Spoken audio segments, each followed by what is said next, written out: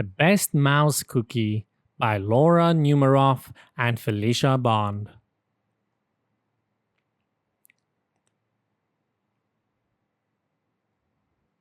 Mouse has everything he needs to make cookies.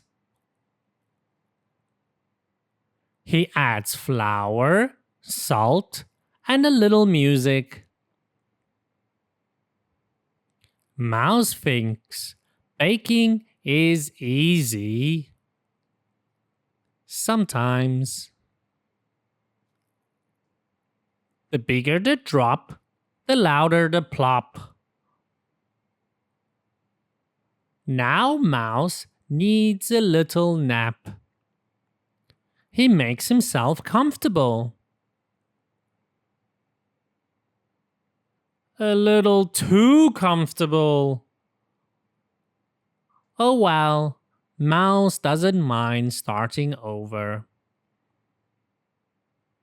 There's no such thing as too many cookies. But the best cookie is the one you share with a friend. Just ask Mouse. The end.